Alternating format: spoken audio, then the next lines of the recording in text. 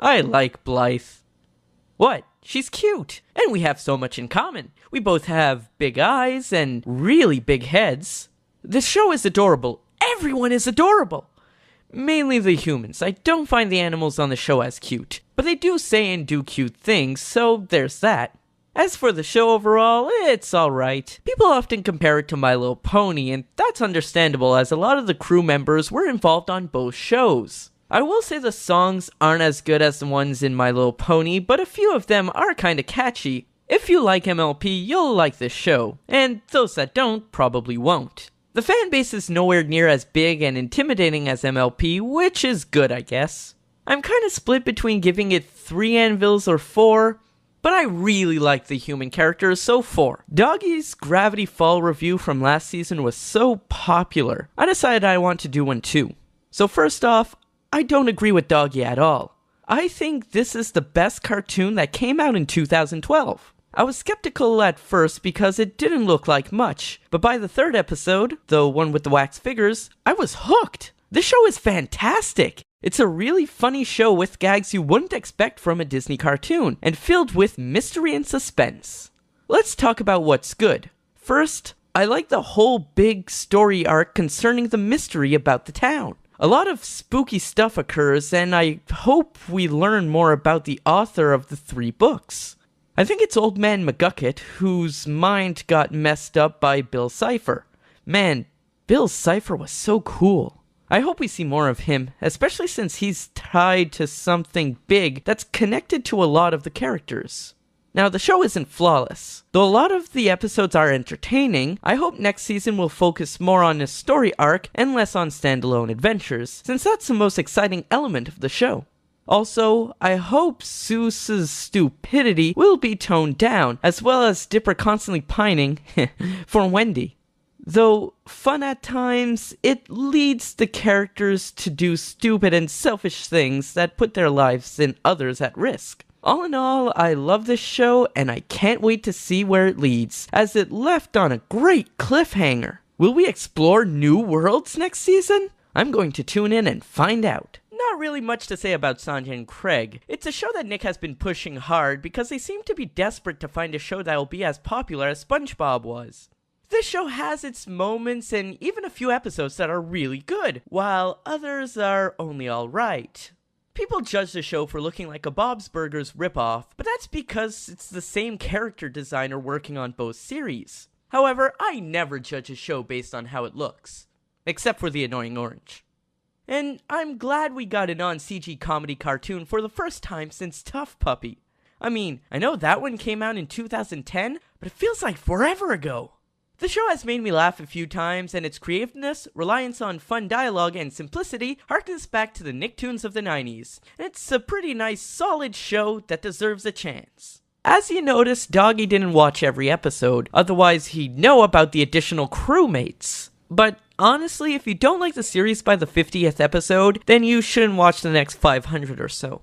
Anyways, I love One Piece. It's actually my favorite manga of all time. I love the crazy characters, the unique art style. I like how everything they come across gets weirder and crazier. It's just a lot of fun. The islands they visit get more and more bizarre. You see new characters with neat designs and weird personalities, and the abilities and powers they have get crazier. Anywho, although it's great, it's also really long, like 700 chapters. And unfortunately, the anime moves pretty slowly. So personally, I recommend reading the manga instead. You'll get through it quicker anyways.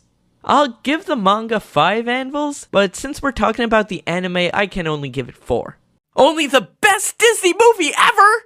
Those video game references, those cameos, and that Sergeant Calhoun. Yes. You see, Ralph and Felix are like Donkey Kong and Mario, except they're not Donkey Kong and Mario. Ralph doesn't want a banana, he wants a medal, and Felix doesn't have a princess in another castle, but in another game. Only she's not a princess, she's a warrior. Although, well, in a way it's like Roger Rabbit, but with video game characters. You didn't like Roger Rabbit? Wow.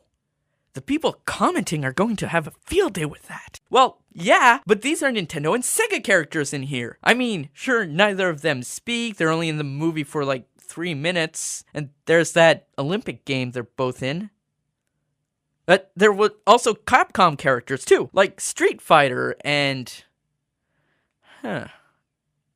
You know, I don't have to explain this to you. Viewers, I know the movie came out like a month ago, but if you haven't seen this movie yet, you should. It's the best movie Disney has made in a long time. I remember when Slugterra was announced a couple of years ago. I was like, another Mon show? Really?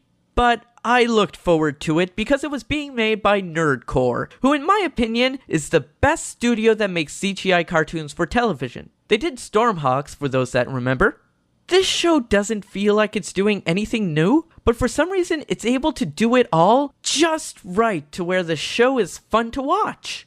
The characters are all likable, even the comic relief character isn't too annoying.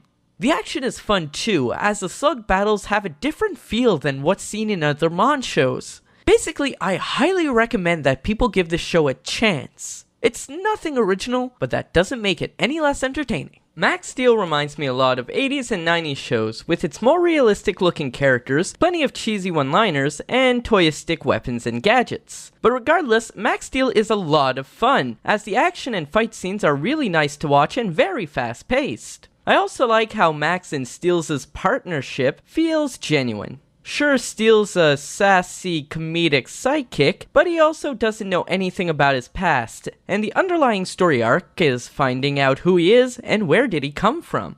Though, judging by the hints, he was meant to take over the world with the other Ultralinks, and will soon have to decide if he should side with humanity or his brethren. Max Steel is likely the most generic action cartoon currently on TV, but that's okay since it's still one of the most fun action cartoons on TV. Not much can be said that Doggy hasn't already. Ignoring the ugly character designs and the female characters with gaudy makeup, this show is simply dumb. I can barely sit through an entire episode, and I've tried several times. This isn't because of the ugly design, but also because it's just not that funny. And when it tries to be funny, it's all hampered by the stiff animation.